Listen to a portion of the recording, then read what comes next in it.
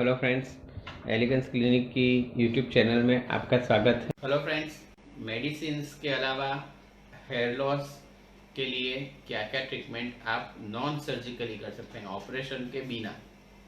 Hair loss है, आपने कल देखा कि वो एक कॉमन प्रॉब्लम है और मेडिसिन्स से उसका काफ़ी हद तक उपाय किया जा सकता है। लेकिन मेडिकेशंस का लिमिटेशन ये है कि इसमें आपको लंबे समय तक मेडिसिन्स लेना पड़ेगा और काफ़ी बार ऐसा होता है कि मेडिसिन्स बहुत लंबे समय लेने से लोग कतराते हैं, डरते हैं, कॉम्प्लिकेशंस का उनको डर लगता है। तो काफ़ी बार ऐसा होता है कि एक लेवल पे जाके वो थक जाते हैं, या फिर काफ़ी बार ऐसा हो जाता है कि बाल इतने पतले हो गए हैं कि खाली मेडिसिन को वो इफेक्ट, उस टाइम पे हमें कुछ उसमें ऐड करना पड़ता है ट्रीटमेंट के लिए। तो ये ट्रीटमेंट क्या क्या हो सकती है वो मैं आपको बताऊंगा आज। तो पहला ट्रीटमेंट है पीआरपी, बाद में है मेसोथेरेपी, फिर है low light laser, hair fibre, hair tattoo, hair piece, wigs और ट्रांसप्लांट। तो जो सब थेरापी है आज हम डिस्कस करेंगे। सर पीआरपी क्या होता है? पीआरपी जो है वो है प्लेटेलेट रिच प्लाज्मा। अपने खून के अंदर 1 ml में करीबन 3 लाख जितने प्लेटलेट होते हैं। प्लेटलेट माने अपने शरीर के खून के अंदर जो येलो कलर के कण रहते हैं, ज़्यादातर जो डेंगू में कम हो जाते हैं, और उनका काम होता है जब ब्लड निकलता है तो ब्लड को कम बंद कर देना, उसका गांठ बना के ब्लड को बंद कर देना। तो ये जो प्लेटलेट नॉर्मली अपने शरीर में होते ही हैं। इसके अलावा प्लेटलेट के अंदर बहुत सारे ग्रोथ फैक्टर रहते हैं जिसको प्लेटलेट डिराइव्ड ग्रोथ फैक्टर बोलते हैं। तो ये जो प्लेटलेट्स होते हैं बहुत काम की चीज़ है। इनके अलावा ब्लड के अंदर लाल कण होते हैं जो हीमोग्लोबिन लेके ऑक्सीजन ट्रांसफर करते हैं, और दूसरे होते हैं श्वेत कण जो इन्फेक्शन को सामने लड़ते हैं। तो ये प्लेटलेट रिच प्लाज्मा क्या होता है? तो हम आपका खुद का ब्लड लेते हैं और वो ब्लड को हम स्पेशल सेंट्रीफ्यूज मशीन के अंदर सेंट्रीफ्यूज करते हैं। उसकी एक प्रोसेस होती है, वो प्रोसेस करते हैं जिससे कि आपके लाल कण और सफ़ेद कण उसमें से निकल जाते हैं, और प्लाज्मा रहता है जिसके अंदर ये सब सेल्स तैरते रहते हैं, उसको प्लाज्मा बोलते हैं। तो जो प्लाज्मा होता है वो प्लाज्मा के साथ में प्लेटलेट रह जाता है। माने सेंट्रीफ्यूज करने से काफ़ी सारा ब्लड जो है वो कॉन्सेंट्रेट हो जाता है, जिससे कि 1 ml प्लाज्मा में पहले 1 ml ब्लड में पहले 3 लाख जितने प्लेटलेट थे, लेकिन अभी 1 ml प्लाज्मा के अंदर करीबन 9 लाख से 10 लाख जितने प्लेटलेट हो जाते हैं। माने ये जो प्लाज्मा है प्लेटलेट में रीच हो गया, उसको बहुत सारे प्लेटलेट अंदर 1 ml में मिल जाते हैं, इसलिए उसको प्लेटलेट रिच प्लाज्मा बोलते हैं। सर पीआरपी कैसे काम करता है?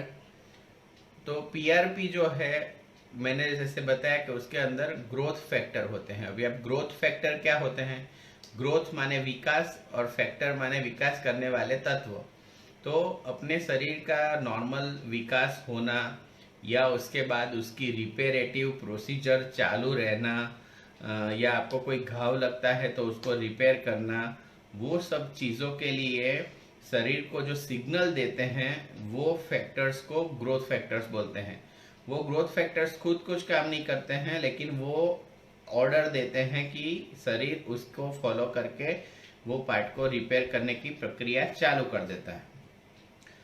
दोस्तों, जहाँ पे भी कोई प्रॉब्लम है, जैसे कि जॉइंट्स पेन है तो जॉइंट में पीआरपी डाला जाता है, टेनिस एल्बो है, इसके अलावा डायबिटिक के अल्सर हैं जो जल्दी नहीं मिट रहे हैं तो उसके आजू बाजू में पीआरपी डाला जाता है। माने जहाँ पे भी रिपेयर का ज़रूरत है वहाँ पे पीआरपी डाला जाता है। आपके भी बाल अगर पतले थीन हो रहे हैं, गिर रहे हैं, तो उनको भी रिपेयर की ज़रूरत पड़ती है। तो ऐसे में जब आप बालों में पीआरपी लगाते हैं तो वो वहाँ जाके ग्रोथ फैक्टर रिलीज करते हैं, और ये ग्रोथ फैक्टर की मदद से वहाँ पे रिपेयर की प्रोसेस, माने ज़्यादा ब्लड सप्लाई आना, ज़्यादा रिपेरेटिव केमिकल्स आना, वो सब चालू हो जाता है। तो आपके जो हेयर के जो बाल के जो रूट थीन हो गए थे वो धीरे धीरे मजबूत करते हैं, और जो बाल पतला होके शायद परमानेंटली गिर जाने वाला था वो बाल वापस से उगने की संभावना रहती है। तो ये पीआरपी काफ़ी प्रचलित है और काफ़ी सारे लोग हमसे ये पीआरपी करवाने के लिए डिमांड करते रहते हैं। ये मैं थोड़े आपको रिजल्ट दिखाता हूँ, पीआरपी के रिजल्ट क्या आ सकते हैं। देखिए कि ये जो पतला एरिया था वहाँ पे काफ़ी सारे बाल आए हुए लगते हैं। यहाँ पे भी जो पतलापन था यहाँ पे भी बाल हैं, यहाँ पे भी जो पतलापन था यहाँ पे भी बाल आए हुए हैं। सर पीआरपी के फायदे और लिमिटेशंस क्या है? पीआरपी कैसे काम करता है हमने समझा, तो बालों का लॉस कैसे होता है वो एक बार देखते हैं। कि ये नॉर्मल बाल है जो नॉर्मली सबके रहते हैं, उसके ऊपर ये डीएचटी माने मेल हार्मोन की असर होते ये बाल मिनिएचराइज होते हैं। अभी मिनिएचराइज क्या है, आप जैसे देख रहे हैं कि यहाँ पे जो लंबा और मजबूत बाल था उसका रूट भी काफ़ी मजबूत था, उसको ब्लड सप्लाई भी बहुत अच्छी मिल रही थी और बाल काफ़ी मजबूत था। वो बाल डीएचटी की असर में उसका रूट वीक हो जाता है और बाल पतले होना चालू हो जाता है। और कोई अगर थेरेपी बीच में नहीं आती है तो ये रूट और पतला हो जाता है। इसका जो एनाजन फेज 2 साल से 7 साल का होना चाहिए वो कम हो जाता है, माने बाल एक्टिव टाइम बहुत कम हो जाता है, वो ग्रोथ नहीं करता है। तो आप जैसे देख रहे हैं ये मजबूत बाल था, अभी यहाँ पे पतला हो चुका है, उसका ब्लड सप्लाई से काफी दूर चला गया है और बाल अभी जो पहले मजबूत था वो एकदम पतला हो गया है। वैसे ही अगर आप यहाँ पे ये वाला जो बाल देखे जो पतला था वो यहाँ पे मर गया है, यहाँ पे कोई बाल नहीं है। तो जब आप पीआरपी करते हैं तब किसको असर आता है? जो बाल जिंदा है उनको असर आता है। जहां पे बाल का रूट नहीं है, नीचे कुछ भी नहीं है, वहां पे आप कितना भी पीआरपी डालो कोई असर नहीं होता है। तो पीआरपी का सबसे मेन एक लिमिटेशन ये है कि वो ऐसी जगह पे असर करेगा जहां पे आपके थोड़े से भी सीरियस हुए बालों के रूट जिंदा है। जहां पे बालों के रूट मर चुके हैं वहां पे बिल्कुल भी आपको पीआरपी का असर नहीं मिलेगा। ये फोटो में आप देख सकते हैं कि यहाँ पे पतले पतले बाल थे तो उसमें इम्प्रूवमेंट आया, लेकिन ये एरिया और ये एरिया जो टोटली खाली है उसमें बिल्कुल भी इम्प्रूवमेंट नहीं आया है।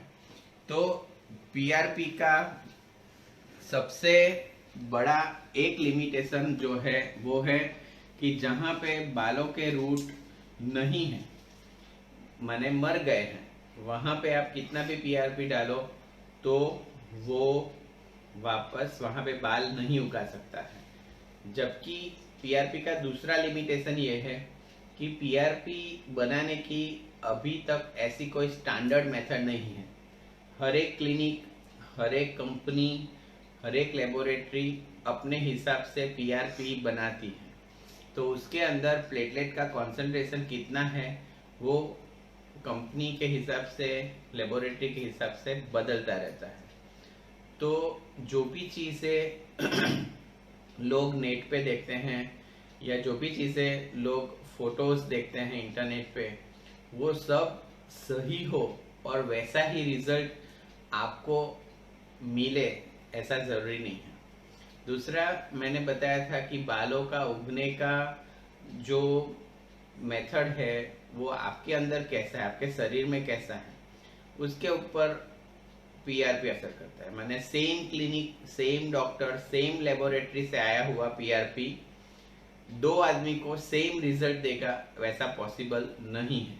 इसलिए पेशेंट को समझना जरूरी है कि पीआरपी कोई जादू नहीं है। लोगों को दिमाग में ऐसा है कि पीआरपी कर लेंगे तो बाल अपने बहुत अच्छे हो जाएंगे, वैसा कुछ भी इतना नहीं होता है। हाँ, पीआरपी का असर आता है, अच्छा असर आता है, काफी सारे लोगों को अच्छा असर आता है, इसलिए ये थेरापी मार्केट में है।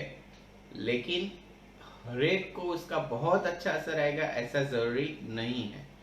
दूसरा, मैंने बताया कि पीआरपी आपके खाली ग्रोथ फैक्टर सप्लाई करता है, वो बालों को उगाने के लिए एनवायरनमेंट बनाने की कोशिश करता है। लेकिन अगर बालों के पास न्यूट्रिएंट्स नहीं है, ब्लड सप्लाई नहीं है, तो पीआरपी का इफेक्ट कितना चलेगा। इसलिए पीआरपी, काफी सारे पेशेंट्स हमारे पास आते हैं कि सर आज पीआरपी कर दो और फिर हम दवाई नहीं लेंगे तो बाल उग जाएंगे, तो वैसा नहीं होगा। आपको पीआरपी अकेले से इतना ज्यादा रिजल्ट नहीं मिलता है।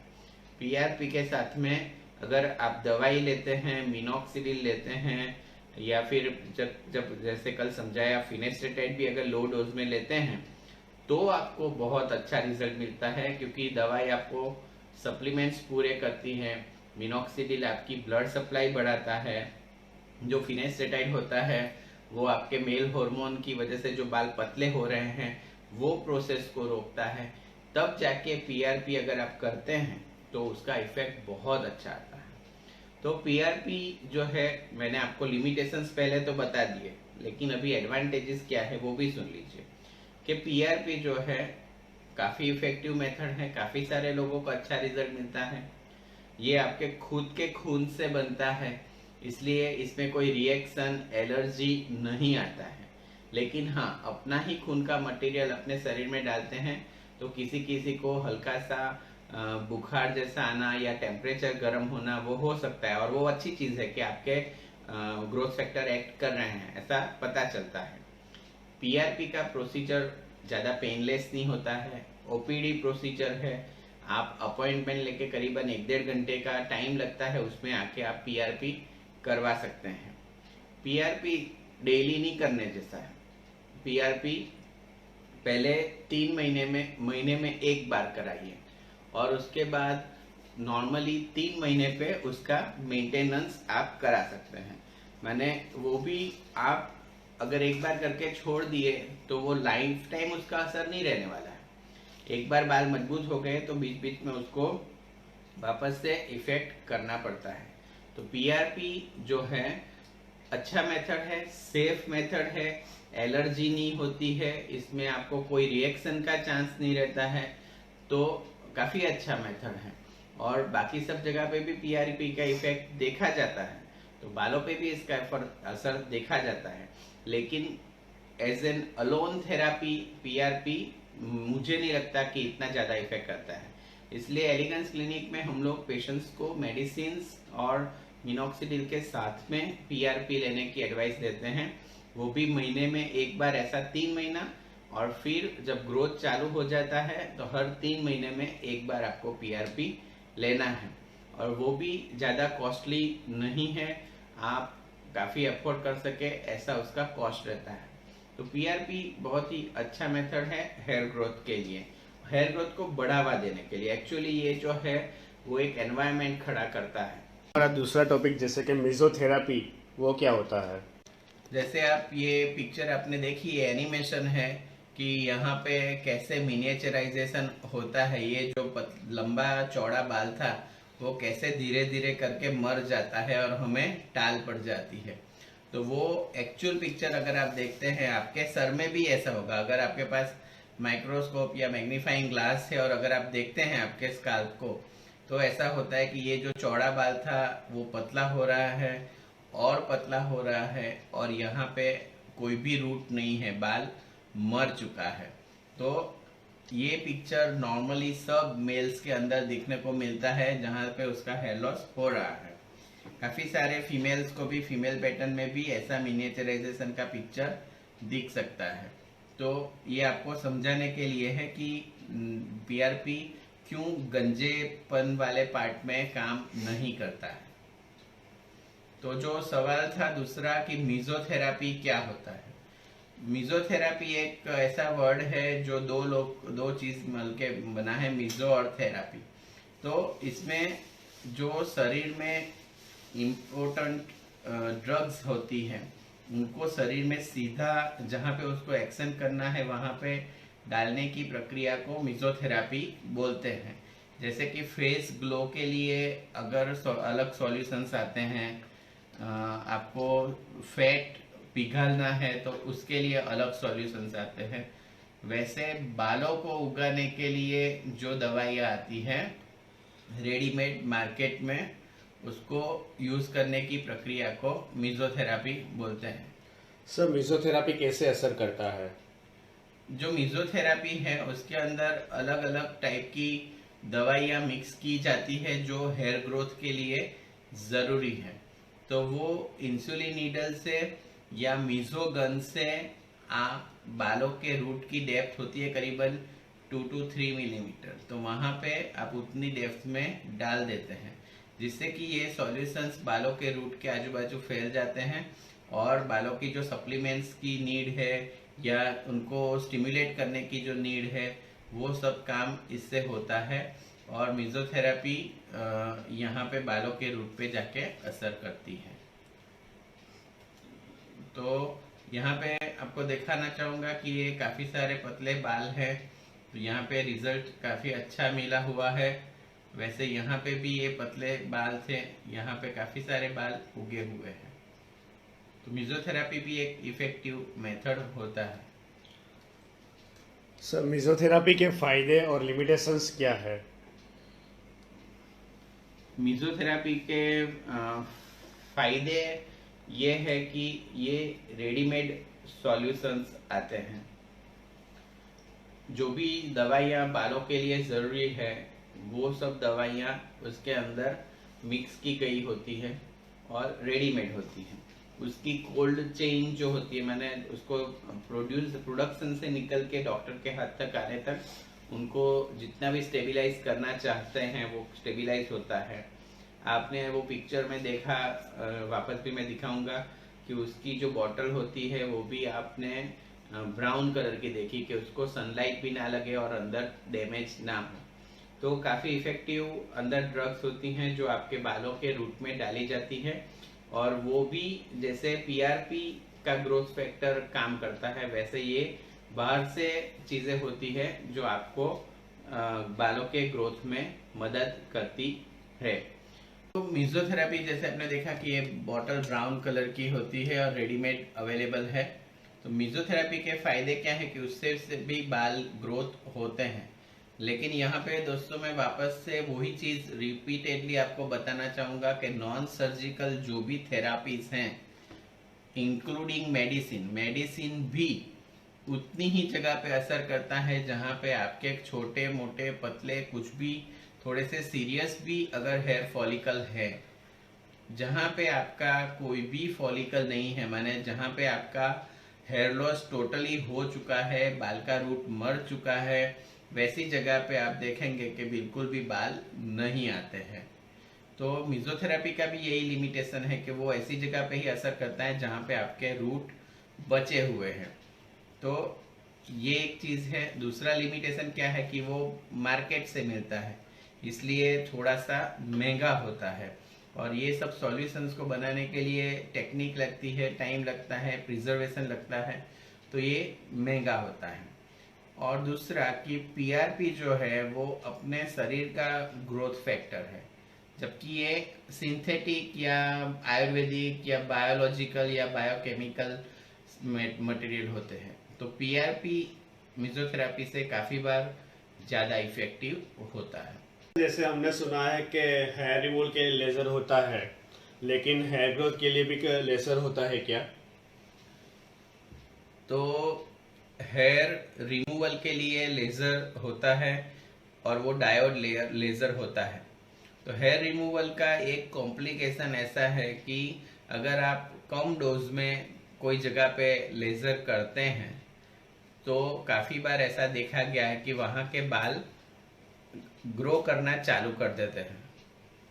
तो इसी प्रिंसिपल का उपयोग करके डायोड लेजर से ही बालों का ग्रोथ करने का ये थेरापी है, जिसको लो लाइट लेज़र थेरापी माने LLLT बोलते हैं। माने हेयर ग्रोथ के लिए भी लेज़र का प्रयोग किया जाता है। अभी तक हमने जो समझा तो काफ़ी बार ऐसा होता है कि लेज़र, ऑलमोस्ट सभी लेज़र जलाते हैं या अंदर जाके डैमेज करते हैं।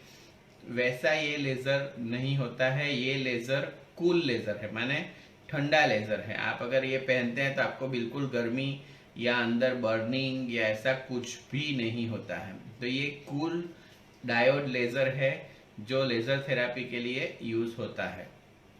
सर लेजर लाइट कैसे असर करता है? जैसे आप देख रहे हैं कि ये पतले मिनिएचराइज बाल हैं, उसके ऊपर जब लेज़र पड़ता है, ये डायोड लेज़र, तो मैकेनिज्म ऑफ एक्शन ऐसी है कि शरीर में हमारा एटीपी नामक एक चीज़ होती है जिसको एडिनोसाइन ट्राइफॉस्फेट बोलते हैं। वो अपने शरीर में एनर्जी की फैक्ट्री है।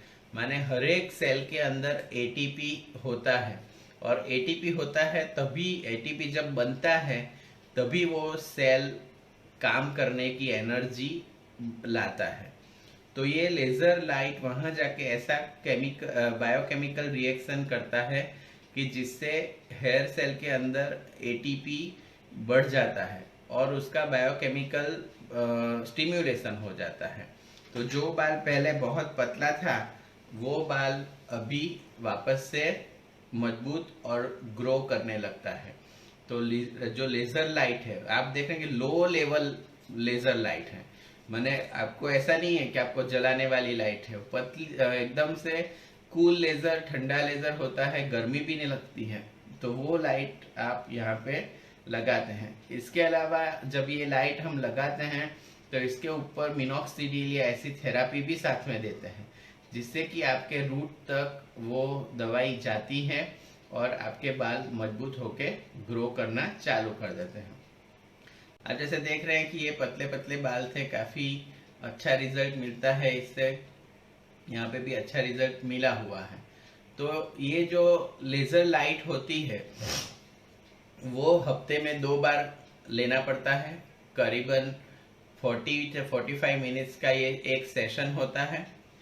ये लेते समय अगर आप कौन से मेथड का प्रयोग करते हैं उसके ऊपर ये डिपेंड करता है। मैं बताऊंगा आपको कि वो अलग अलग वैरायटी में आपको मिलती है, अलग अलग कंपनी से मिलती है। तो उसमें ये लेज़र कॉम्ब होता है, माने आप उससे बाल अपने बना सकते हैं। ये लेज़र कैप के रूप में भी होता है, माने आप कोई काम कर रहे हैं उस टाइम पे आप ये कैप पहन के रखो, वो भी चलेगा। दिन का करीबन आधा घंटा जैसा आपको ये कैप पहनना पड़ता है। या फिर हेयर बैंड के रूप में भी आता है, या आप हेयर बैंड की तरह इसको पहन सकते हैं। या फिर अगर आप कोई क्लिनिक में जाते हैं तो आपको ऐसी लेज़र की हेलमेट के रूप में भी वो मिल जाता है। और अच्छे क्लिनिक में आपको लेज़र मशीन के रूप में भी मिल जाता है। तो यहाँ पे फ़र्क क्या है, आप जैसे देख रहे हैं यहाँ पे जो है करीबन 20-25 लेज़र के जो डायोड हैं वो वहाँ पे है, जबकि ये कैप के अंदर करीबन 80 या उससे ऊपर होते हैं। ये जो होती है इसमें करीबन 140 के आजू बाजू डायोड होते हैं। लेकिन ये जो मशीन होती है जो हमारे एलिगेंस क्लिनिक में अवेलेबल हैं, उसमें आपको ऊपर भी डायोड है, यहाँ पे भी डायोड है, इस तरफ भी डायोड है और पीछे भी डायोड है। माने आपके सर की सभी जगह पे ये डायोड का लाइट पड़ता है। इसमें करीबन 240 के आजू बाजू डायोड लेज़र होते हैं। तो आपके सर को सभी तरफ से ये कवर करके डायोड लेज़र आपको देता है। तो ये हफ्ते में 2 बार आप पहन के काम कर सकते हैं। ये करते समय आप मोबाइल पे आप तो आपका काम कर सकते हैं, पिक्चर देख सकते हैं, गाने सुन सकते हैं। काफ़ी सारी लेडीज़ होती हैं जो घर का सब्जी संभालने का काम या ऐसा कोई भी काम है वो लेके भी आ सकती है। अगर आप यह कैप या हेलमेट घर पे खरीद लेते हैं तो घर पे टीवी देखने के टाइम पे या ऐसे सब टाइम पे भी आप ये कैप पहन के रख सकते हैं। तो ये लेज़र जो है वो काफ़ी इफ़ेक्टिव है जो है उसकी, लेकिन नंबर अच्छी होने चाहिए। मैंने आप कैप, हेलमेट या मेरे ख्याल से क्लिनिक में, अगर कोई क्लिनिक नज़दीक है तो क्लिनिक में जाके ही लेज़र ले, वो ज़्यादा अच्छा है।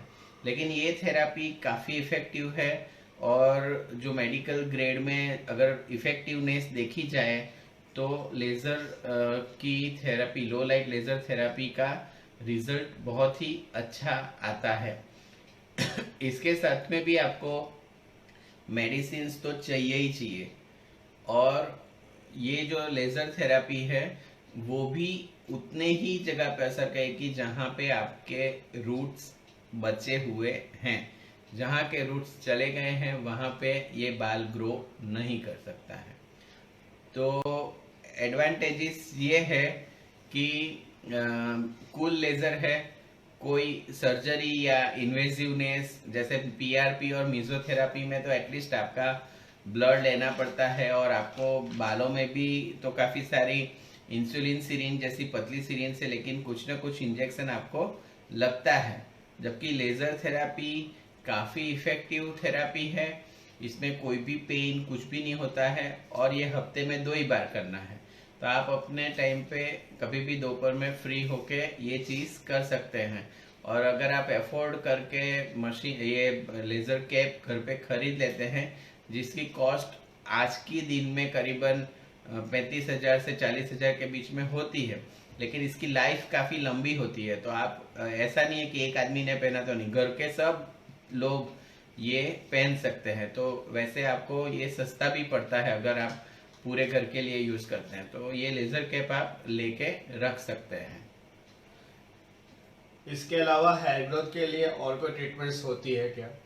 तो मैंने जो बताया कि मेडिसिन है, उसके अलावा पीआरपी है, मिजोथेरापी है, और ये लो लाइट लेजर थेरापी है।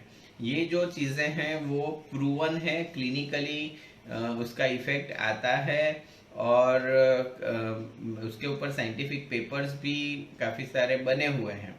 तो जो आप रात को काफ़ी बार अब सभी चैनल्स में देखते हैं कि लोग आते हैं, बताते हैं मुझे तो पहले कुछ भी बाल नहीं थे और फिर मैंने ये तेल लगाया और अभी मैं बहुत खुश हूँ। ऐसा आपने बहुत सारा सुना भी होगा। तो वो सब चीज़ें होती हैं, उसका क्या इफेक्टिवनेस है, क्या रिजल्ट देता है, उसके ऊपर कोई साइंटिफिक स्टडी है भी या नहीं है। लेकिन क्या होता है कि उस टाइम पे हम वो टीवी चैनल देखते हैं, वो लोग वहाँ पे काफ़ी सारा हमें चीज़ दिखाते हैं कि ऐसे बाल हो गए, तो हम लोग उत्साह में आके वो प्रोडक्ट खरीद लेते हैं, और ज़्यादातर टाइम ऐसा होता है कि वो उसका कोई इफेक्ट नहीं आता है। इसके अलावा हम लोग एलोपैथिक डॉक्टर हैं, तो ज़्यादातर हमारी जो दवाइयाँ होती हैं वो एलोपैथिक दवाइयाँ ही होती हैं। तो आयुर्वेदिक या होम्योपैथिक के बारे में हम ज़्यादा जानते नहीं हैं, क्योंकि हमें ये पढ़ाया नहीं गया है, हमारी ये फिलोसॉफी नहीं है। लेकिन काफ़ी बार आयुर्वेद में भी इसकी अच्छी दवाई होती है, जो मेरे ख्याल से भृंगराज है या अश्वगंधा है, वैसी सब चीज़ें काफ़ी बार इफ़ेक्टिव होती है, तो लोग इसकी ट्राई करते हैं। लेकिन मैं यहाँ पे बताना चाहूँगा कि ये जब चीज़ें जो मैंने आपको बताई वो क्लिनिकली प्रूवन है, टेस्टेड है, उसके काफ़ी सारे रिजल्ट्स आ चुके हैं, काफ़ी सारी जर्नल्स में एक्सपेरिमेंट भी हो चुके हैं। तो ये साइंटिफिक थेरापी भी आपको चालू रखनी चाहिए, भले आप उसके साथ में आप आयुर्वेदिक ट्रीटमेंट करो या होम्योपैथिक ट्रीटमेंट करो। लेकिन ये जो प्रूवन थेरापी है, अगर वो आप नहीं करोगे तो मेरे ख्याल से आपको बहुत अच्छा या बहुत लंबा रिजल्ट आपको मिलने की संभावना कम हो जाती है।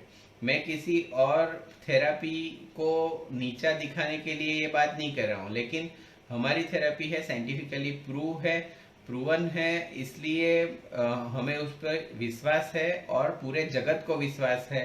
बहुत सारे लोगों पे ये सालों से यूज हो चुका है, इसलिए इसकी इफेक्टिवनेस के बारे में हम जानते हैं, और काफ़ी सारी साइंटिफिक उसकी सब अपने पास एविडेंस भी है, इसलिए हम ये आपको करने के लिए बोलते हैं।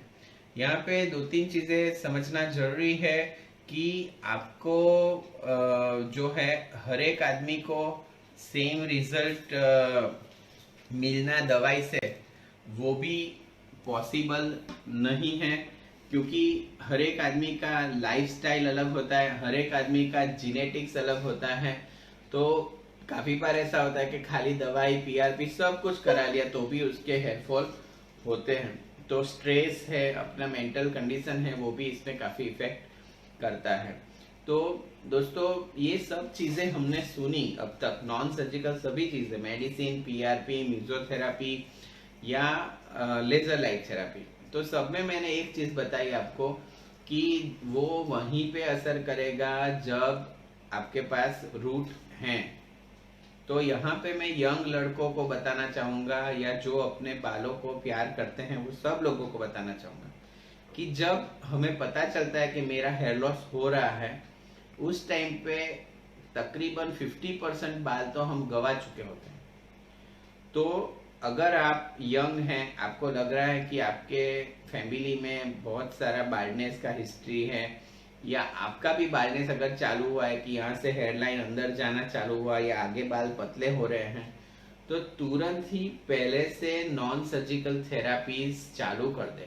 क्योंकि जब आप थेरापी जल्दी चालू करते हैं तो बहुत सारे बाल आपके पास अभी यहाँ पे आगे होते हैं, तो सभी बाल उगेंगे दवाइयों से, या सभी बालों पे असर आएगा। एक बार आपको यहाँ पे गंजापन हो गया या ये हेयरलाइन आपकी अंदर चली गई, उसके बाद आप नॉन सर्जिकल थेरापी कराओगे तो आपको यहीं पे बाल उगेंगे। जो साइड में यहाँ पे लोगों को खांच पड़ जाती है, वहां पे बाल नहीं उगते हैं, वहां पे फिर आपको फर्जियात हेयर ट्रांसप्लांट करना पड़ता है।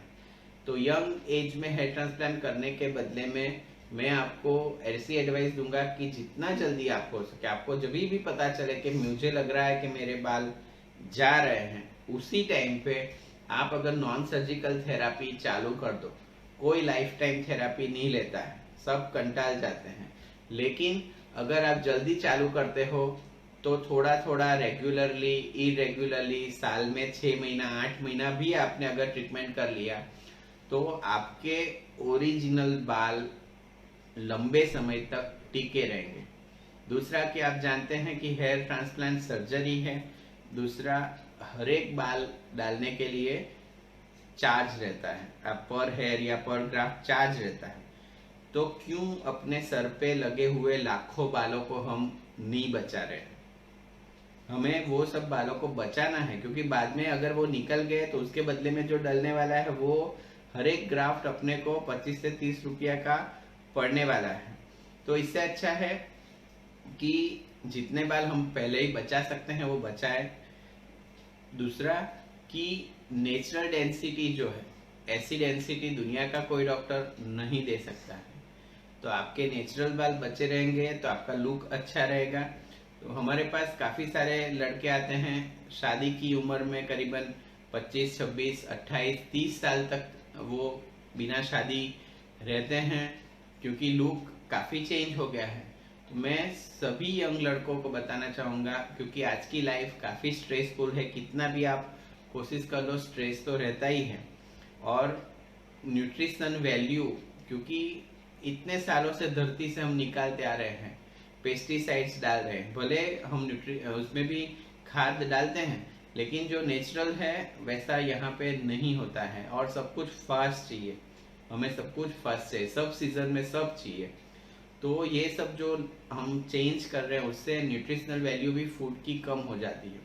तो जो भी यंग लड़के हैं जिनको भी अगर पता चला है कि मेरे हेयर लॉस हो रहे हैं, तो वो गंजापन होने तक वेट ना करे, कुछ ना कुछ रेगुलरली कैसे भी आप कुछ ना कुछ थेरापी करते रहें, तो आपके खुद के बाल टिके रहेंगे। तो आप हेयर ट्रांसप्लांट को या तो उससे बच सकते हैं या उसको डिले कर सकते हैं। तो दोस्तों आज हमने मेडिकल थेरापी काफी सारी अभी सुन ली है, और जैसे अभी भार्गव ने पूछा कि इसके अलावा कोई थेरापी होती है क्या, तो मैंने बताया कि आयुर्वेदिक और होम्योपैथिक थेरापी होती है, लेकिन जैसे कि हम एलोपैथिक डॉक्टर हैं तो उसके बारे में मैं आपको ज़्यादा नहीं बता पाऊंगा। लेकिन काफ़ी सारे लोग ऑनियन जूस का प्रयोग करते हैं, दही का प्रयोग करते हैं, अंडे का प्रयोग करते हैं, तो वो सभी चीज़ों का सुनी सुनाई बातों पे है। ऐसा कोई साइंटिफिक उसके ऊपर पेपर नहीं है कि भाई ऑनियन से आपको डेंड्रफ चला ही जाएगा। एंड डेंड्रफ जाने के लिए ऑनियन के अंदर बहुत सारा सल्फर होता है, और सल्फर जो है चमड़ी को अच्छा करता है। हम जानते हैं, हम गर्म पानी के अंदर जो कुंड रहते हैं, जैसे कि अपने यहाँ पे उनाई में हम नहाते हैं, तो चमड़ी के काफी रोग ठीक हो जाते हैं, क्योंकि गर्म पानी वाले कुंड में सल्फर होता है। तो ये सब चीजें, आयुर्वेदिक चीज भी साइंटिफिक हो सकती है, लेकिन उसका कितना इफेक्ट आएगा, या ऑनियन जूस आपकी स्किन को डैमेज करेगा, वो सब चीजें पता नहीं रहती हैं। इसलिए कुछ भी ट्राई करने के पहले आपके डॉक्टर को पूछे और उसके बाद ही घर पे ट्राई करें। ऐसा ना हो कि आपको कोई डैमेज हो जाए।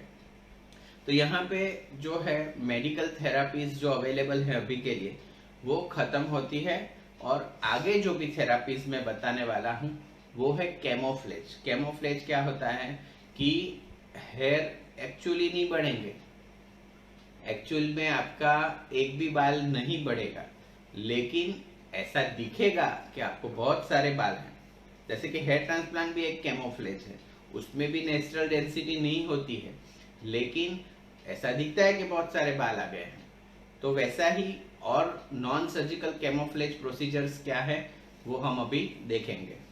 सबसे इजी कैमोफ्लेज प्रोसीजर है वो है हेयर फाइबर, माने ब्लैक ब्राउन ऐसे कलर के हेयर के जो फाइबर्स होते हैं, वो वेजिटेबल फाइबर हो सकते हैं। ये चीजें मार्केट में आजकल अवेलेबल है। सर, हेयर फाइबर कैसे काम करता है? जो हेयर फाइबर होता है वो इतना थीन पाउडर होता है कि इसको आप स्प्रिंकल कर सकते हैं। तो आपकी जब डेंसिटी कम हो गई है, बाल के अंदर से स्काल्प जब दिख रहा है, तो उस टाइम पे क्या होता है कि जब आप ये बालों के ऊपर ये हेयर फाइबर स्प्रिंकल करते हैं, तो ये बालों के ऊपर चिपक जाता है। अभी गंजापन क्यों दिखता है कि बाल काले होते हैं, नीचे की चमड़ी वाइट होती है, तो कंट्रास्ट बहुत ज्यादा बढ़ जाता है।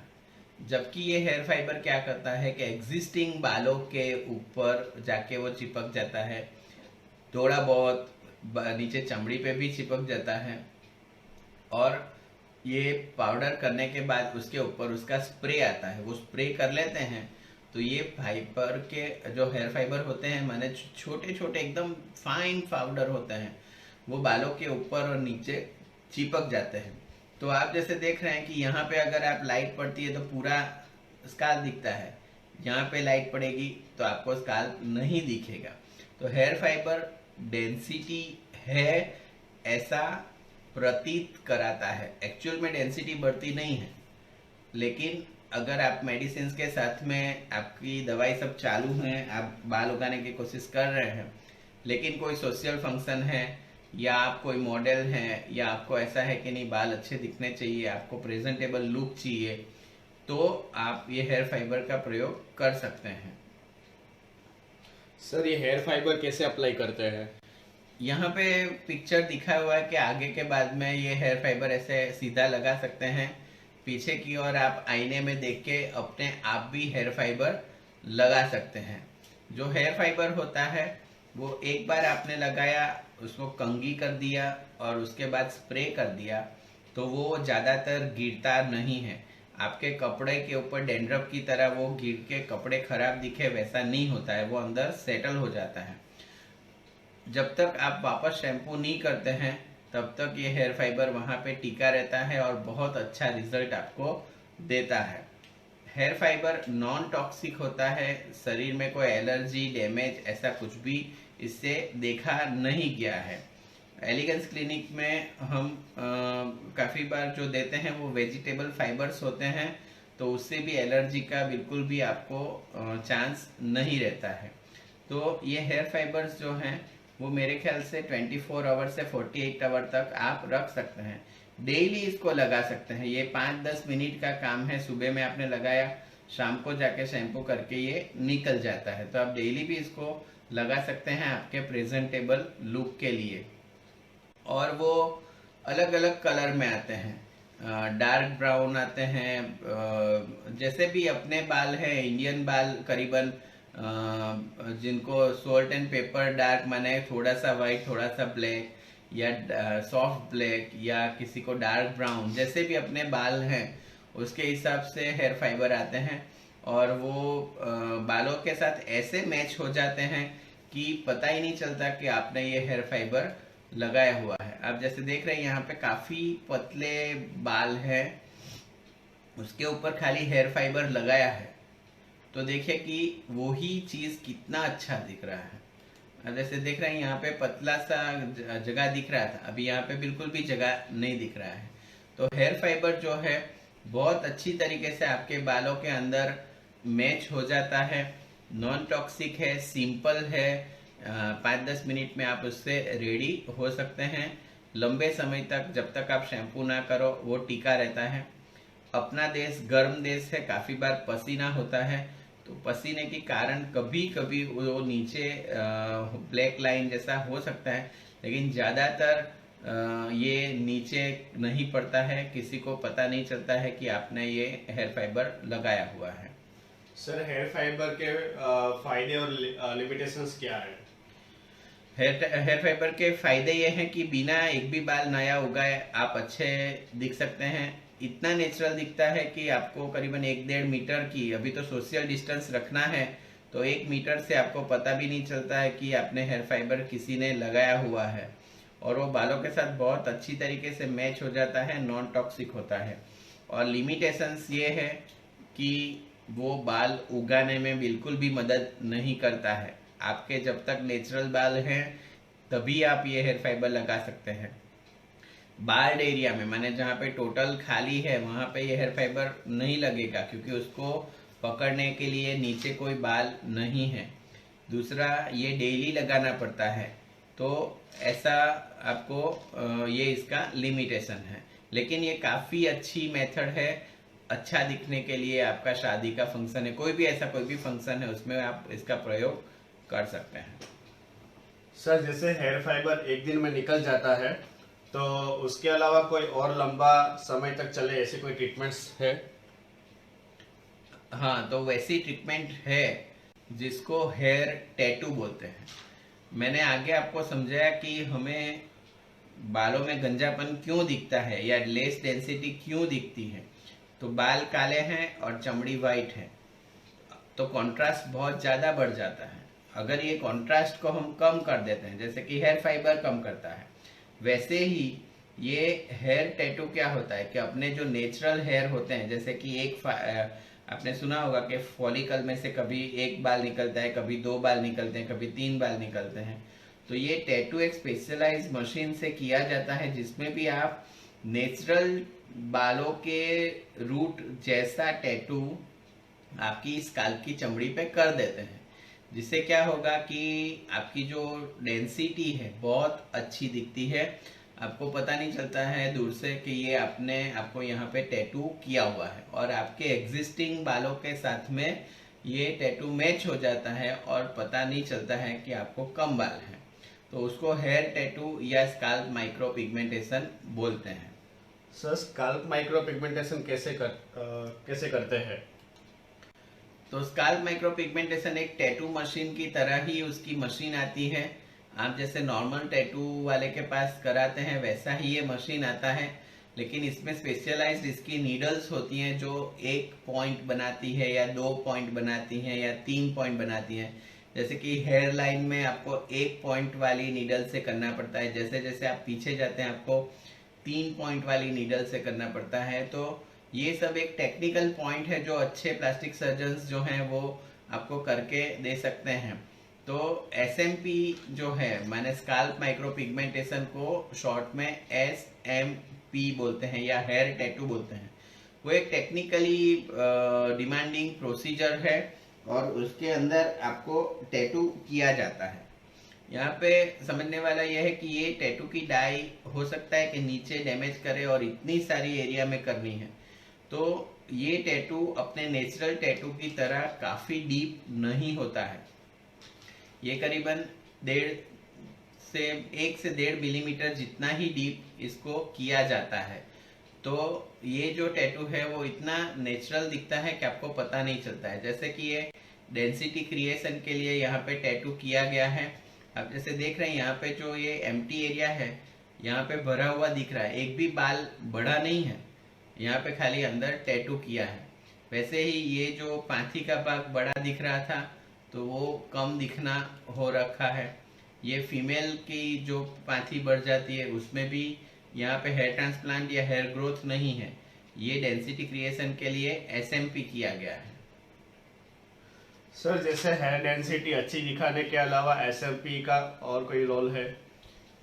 तो ज़्यादातर लोग हेयर ट्रांसप्लांट करवा लेते हैं और उनके बाद उनको शॉर्ट हेयर रखने की वो लगता है कि शौक लगता है कि मुझे शॉर्ट हेयर रखते हैं। जो एफयूई है, काफ़ी सारे लोग उसको स्कारलेस, स्टिचलेस ऐसा बोल के मार्केट में उसको चलाते हैं। लेकिन एफयूई से भी ऐसे देखिए यहाँ पे गोल गोल स्पॉट जहाँ से एफयूई निकाले हैं वैसे डॉट्स अगर आप टोटल शेविंग करते हैं तो दिखते हैं। तो वो जो डॉट दिखते हैं वो डॉट्स के अंदर अगर आप एसएमपी कर देते हैं तो वो काफ़ी अच्छी तरीके से मैच हो जाता है और वो डॉट्स दिखते नहीं हैं। तो एफयूई स्कार के अंदर आप एसएमपी करके हेयर है वैसा दिखा सकते हैं। वैसे सिमिलरली आप जो देख रहे हैं कि एफयूटी का जो स्कार होता है, तो ये एफयूटी मेथड में जहाँ से चमड़ी ली है और सुचर किया गया है वो स्कार को भी वो कम दिखे इसके लिए उसके अंदर भी एसएमपी किया जा सकता है। इसके अलावा अगर आपने हेयर ट्रांसप्लांट कराया है, आपकी डेंसिटी कम आई है या आपके पास डोनर एरिया कम है, तो वो सेकंड सिटिंग करने के बदले में आप उसके बीच में एसएमपी या हेयर टैटू करा सकते हैं जिससे कि बिना एक भी नया बाल उगे आपका डेंसिटी अच्छा दिख सकता है। सर एसएमपी के फायदे और लिमिटेशंस क्या है? एसएमपी का फायदा यह है कि जैसे हेयर फाइबर डेली करना पड़ता है, ये एसएमपी होता है वो करीबन 1.5 से 2 साल तक चलता है। उसके साथ में आप शैम्पू कर सकते हैं, तेल डाल सकते हैं, डेली आपके बालों को धो सकते हैं। लेकिन क्योंकि ये चमड़ी के अंदर इंक उतारी गई है इसलिए इससे वो धुल के निकल नहीं जाता है। लेकिन जैसे मैंने बताया कि और ये बहुत अच्छा रिजल्ट भी देता है, आपने रिजल्ट भी देखे कि हेयर डेंसिटी आपकी बहुत अच्छी दिख सकती है। काफ़ी बार उसका प्रयोग अगर आपके बालों वाले एरिया में जैसे कि किसी का क्रेनियोटोमी हुआ है, दिमाग का ऑपरेशन हुआ है, जैसे गजनी में जो स्कार बना हुआ था सर पे, वो स्कार के अंदर हेयर ट्रांसप्लांट तो कर सकते हैं लेकिन हेयर ट्रांसप्लांट का रिजल्ट स्कार में करीबन 50-60% ही आता है। तो स्कार के अंदर आप हेयर ट्रांसप्लांट करा के किसी को मूंछ में स्कार है या किसी को दाढ़ी पे स्कार है, माने जहाँ जहाँ पे बाल उग सकते हैं और जिनको स्कार है, तो वो स्कार को छुपाने के लिए भी एसएमपी का प्रयोग किया जा सकता है। तो एसएमपी काफ़ी अच्छी चीज़ है, सेमी परमानेंट है, करीबन 1.5 से 2 साल तक ये टिकता है। और इसका कारण क्या है कि एसएमपी में टैटू मैंने जैसे बताया कि नॉर्मल टैटू जो चमड़ी में डीप लेयर में उतारा जाता है उतना डीप ये नहीं उतारा जाता है, इसलिए वो धीरे धीरे फेड अप हो जाता है, हल्का सा हो जाता है। तो आपको 1.5-2 साल के बाद आपके पिगमेंट की इंक और आपने कहाँ पे एसएमपी करवाया है वहाँ की टेक्निक और उसके हिसाब से 1.5-2 साल के अंदर आपको ये वापस से करवाना पड़ सकता है। दूसरा कि अच्छे रिजल्ट के लिए आपको 3 से 4 सीटिंग इसमें लगती है, एक ही बार में इतना नज़दीक नज़दीक टैटू नहीं कर सकते हैं। तो करीबन हर हफ्ते में एक बार ऐसा आपको क्लिनिक पे आना पड़ता है, 2-3 हफ्ते 2-3 बार आपको ये सीटिंग लगती है। वैसे ये प्रोसीजर लोकल एनेस्थीसिया में हो जाती है, इसमें कोई आपको एडमिशन या ऑपरेशन की ज़रूरत नहीं पड़ती है, लेकिन आपको यहाँ पे प्रोसीजर के लिए 2-3 बार उसको आना पड़ता है। और काफ़ी बार ये जो इंक होती है वो सनलाइट पड़ के जो ब्लैक कलर की इंक है थोड़ी सी ग्रीनिश कलर में बदल सकती है।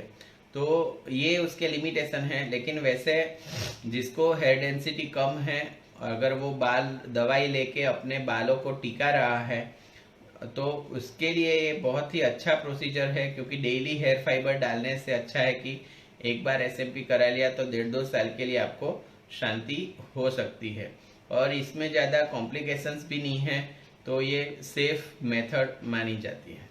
सर जैसे आजकल मार्केट में बहुत सुना है हेयर पीस के बारे में, तो वो क्या होता है? जब आप ये देख रहे हैं कि यहाँ पे ये हेयर ट्रांसप्लांट है क्या, तो आंसर है कि ये हेयर ट्रांसप्लांट नहीं है, ये हेयर पीस है।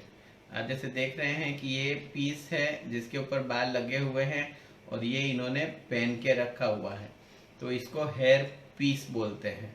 आप देख रहे हैं कि यहाँ पे ये लड़का कितना हैंडसम लग रहा है, लेकिन एक्चुअल में ऐसा होता है, और उसके ऊपर ये हेयर पीस बना हुआ है। तो हेयर पीस क्या होता है कि एक नेट के ऊपर या तो सिंथेटिक या नेचुरल ह्यूमन के बालों को डाल के एक रेगुलरली जितना अपना गंजापन का भाग है उतना माप लेके इंडिविजुअल पेशेंट के हिसाब से टेलर मेड ये बनाया जाता है।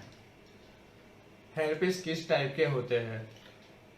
हेयर पीस अलग अलग टाइप के होते हैं। जैसे कि ये फीमेल में आप देख रहे हैं कि यहाँ पे गंजापन नहीं है, लेकिन उनको हेयर डेंसिटी बढ़ानी है, तो उसके लिए एक्सटेंशन के रूप में हेयर पीस मिलते हैं। किसी किसी को रोग की मदद वजह से खाली 1-2 बाल्ड पेच होते हैं, तो बाल्ड पेच को ठीक करने के लिए स्पेशली छोटे से हेयर पीस भी मिलते हैं, जो खाली ये एरिया पे आपको हेयर लाने में मदद करते हैं। इसके अलावा ट्राइकोटिलोमेनिया में पेशेंट को ऐसा होता है वो खुद अपने बाल खींच लेता है, तो वैसे केसेस के लिए भी ये बहुत इम्पोर्टेंट है। काफ़ी सारे लड़के होते हैं बचपन में जल गए हैं, गिर गए हैं, कोई इन्फेक्शन हुआ है, तो इतने में बाल नहीं आते हैं, तो वैसे लोगों के लिए ये इस टाइप के पार्शियल हेयर पीस बहुत काम के होते हैं। इसके अलावा हम देखते हैं कि छोटे बाल वाले लोग होते हैं, वो अगर लंबे बाल करना चाहते हैं तो उनके लिए भी मैचिंग हेयर एक्सटेंशन ऐसे मिलते हैं। हम लोग काफ़ी लोग देखते हैं सनसिल्क की एडवर्टाइज आती है एक, कि जिसमें 1 साल के बाद शादी है और बहुत लंबे बाल चाहिए, तो वो सनसिल्क लगाती है और 1 साल के बाद बहुत बड़े बाल हो जाते हैं। वैसा दोस्तों होता नहीं है। काफ़ी सारे पेशेंट बहुत सारे शैम्पू के पीछे बहुत सारे पैसे डाल देते हैं, लेकिन शैम्पू बाल धोने के लिए होता है और बाल उगाने में कोई भी मदद नहीं करता है। आपके इसमें विटामिन ई डाल दो या आप उसमें कुछ भी डाल दो, वो चमड़ी में अंदर जाके बालों को इफेक्ट कितने करेगा। आप सोचो 2 मिनट में वो कितना साफ करेगा या कितना विटामिन ई अंदर जाएगा, और विटामिन ई कितना डाला होता है। तो ये सब मार्केटिंग होता है अपने शैम्पू को बाकी लोगों से अलग दिखाने के लिए, और वो लोग जो रिजल्ट्स बताते हैं वो ऐसा ही हो सकता है कि आपको जैसे कि यहाँ पे बाल बड़े हुए दिख रहे हैं, वैसे बाल बड़े हुए 1 साल में दिखा सकते हैं। लेकिन किसी मॉडल का आप सोचिए कि 1 साल के बाद तक शूटिंग कोई करता है क्या? वो शूटिंग हो सकता है महीने का हो, 1.5 महीने का हो, 2 महीने का हो, लेकिन उससे ज़्यादा शूटिंग तो होता नहीं है। तो जो भी एडवर्टाइज ऐसा दिखाती हैं, घने बाल हैं या प्रॉब्लम है, तो वो सब चीज़ें अपने दिमाग पे ब्रेन वॉश करने के लिए होती है। कोई भी शैम्पू या कोई भी दवा जादू नहीं करती है। करीबन इसको रिजल्ट आने के लिए 5-6 महीना लगता है, और लेडीज में अगर इतने बाल लंबे करने हैं तो 1.5-2 साल तक बहुत अच्छी केयर आपको करनी पड़ती है। हाँ, लेकिन अगर आप हेयर पीस का प्रयोग करते हैं तो आधे घंटे में आपके बाल लंबे हो सकते हैं। तो ऐसे अलग से आपके बालों को मैचिंग एक्सटेंशन मिल सकते हैं। इसके अलावा किसी को बहुत छोटे बाल हैं या बॉय कट करा रखी है और उनको कोई फंक्शन में जाना है, तो उनके लिए भी अलग टाइप के हेयर पीस मिल जाते हैं। और पुरुषों के लिए तो आपने देखा कि जिनको गंजापन है वो हेयर पीस इतने नेचुरल होते हैं कि जैसे आपने अपने नेचुरल बाल आ गए वैसा आपको लगता है। तो पुरुषों के लिए तो आपने रिजल्ट देख लिए हैं। एडवांटेज और लिमिटेशंस हेयर पीस के क्या होते हैं वो मैं आपको बताना चाहूँगा। इंडिकेशंस हमने देख लिया है कि आपको हेयर डेंसिटी बढ़ाना है या गंजापन दूर करना है या पेच पे बाल चाहिए, बाल लंबे चाहिए या छोटे बालों को अच्छा दिखाना है। लेकिन एडवांटेजेस क्या है कि आप नॉन सर्जिकली बहुत अच्छा दिखने वाले, और हो सकता है कि अगर आप पेमेंट करते हैं तो आपको ह्यूमन हेयर मिलते हैं। जो बाल लोग कटवा देते हैं या डोनेट करते हैं, जैसे कि तिरुपति में काफ़ी सारे लोग बाल कटवाते हैं, तो वो बालों का प्रयोग ये ऐसी हेयर पीस बनाने के लिए करता है।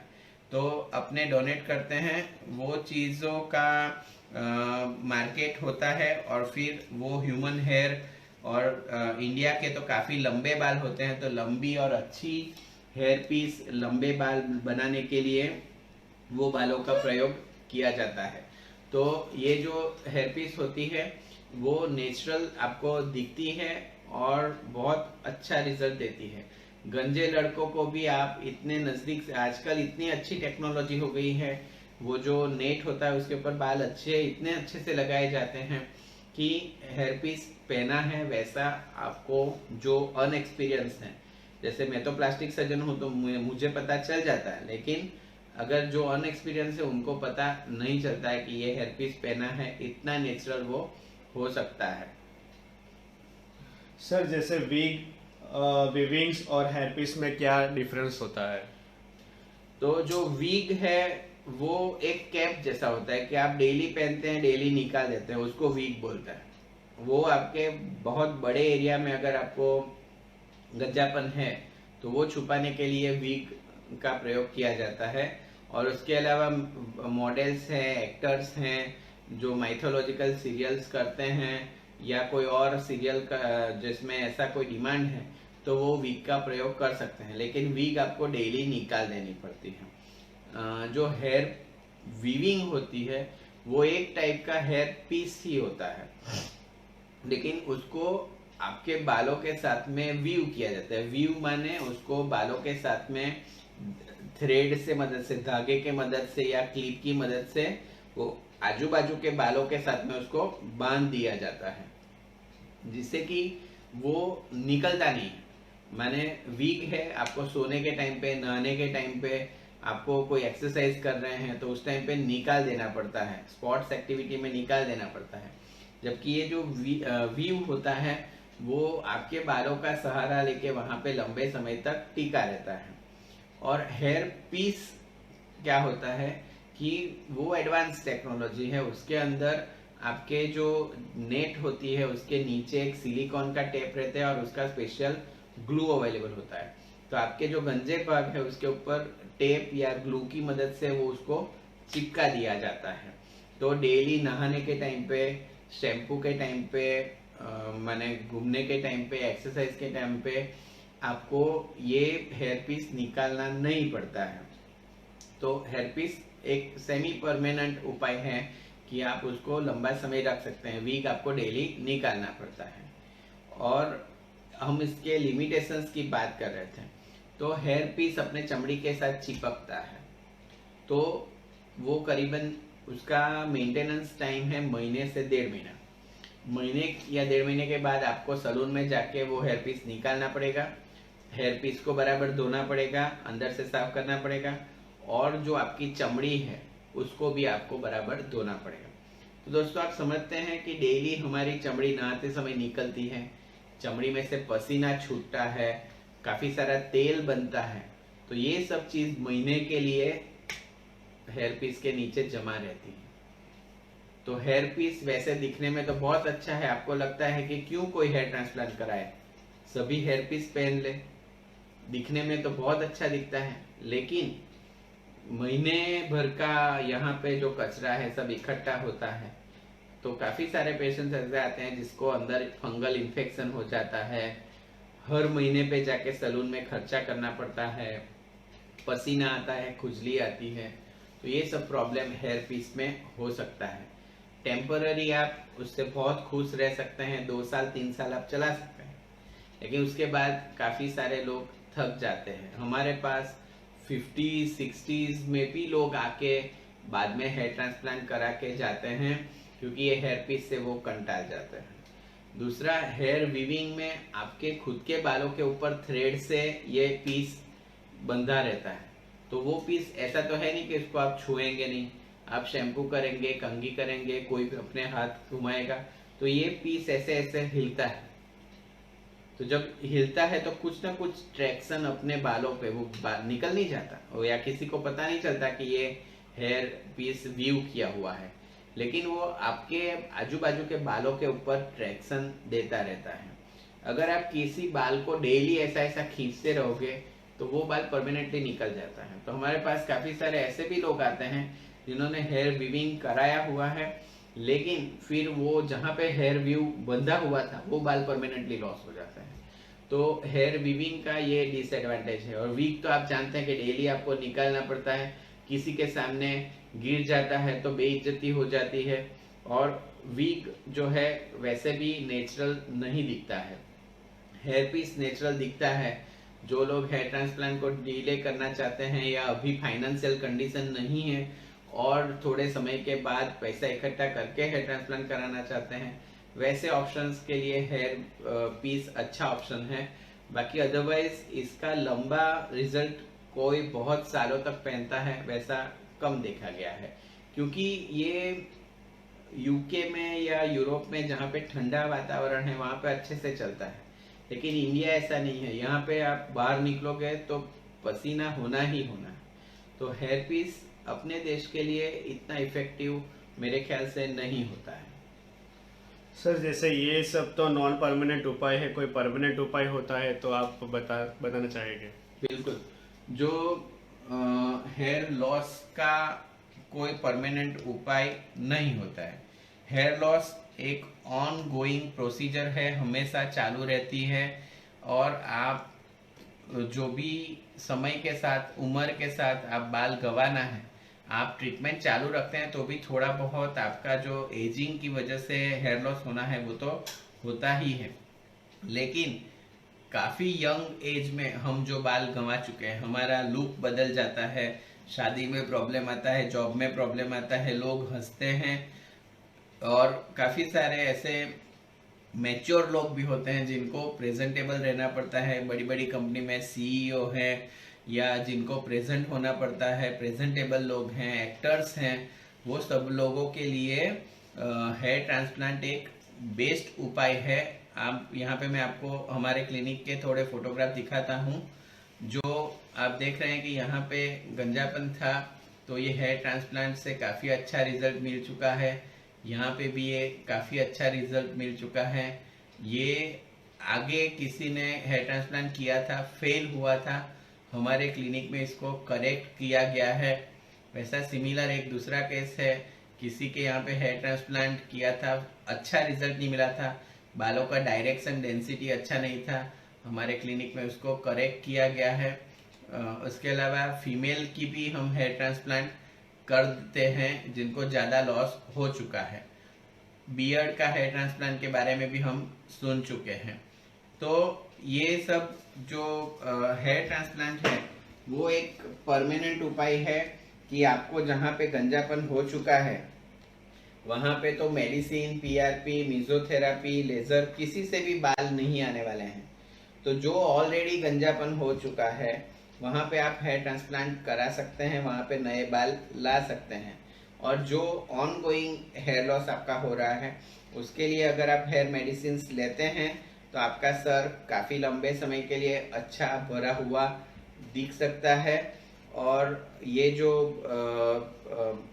सभी प्रोसीजर आपने जो अभी तक सुनी, मैंने mesotherapy, PRP, laser, scalp micropigmentation, hair fibre, ये सभी चीज़ें, और इंक्लूडिंग हेयर ट्रांसप्लांट, क्योंकि हम लोग प्लास्टिक सर्जन हैं, तो ये सभी चीज़ें आपको एलिगेंस क्लिनिक में मिल जाएगी।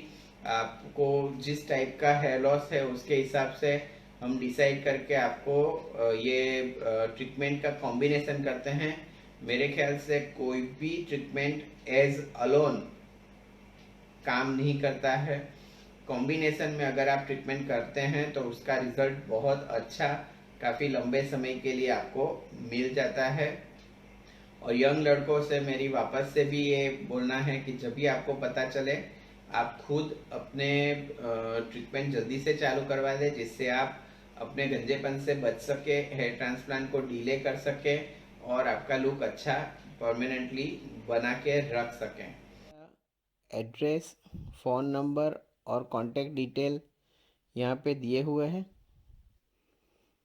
इसके अलावा ये क्यूआर कोड को स्कैन करके आप हमारे वेबसाइट पे जा सकते हैं, जो है drashutosh.com।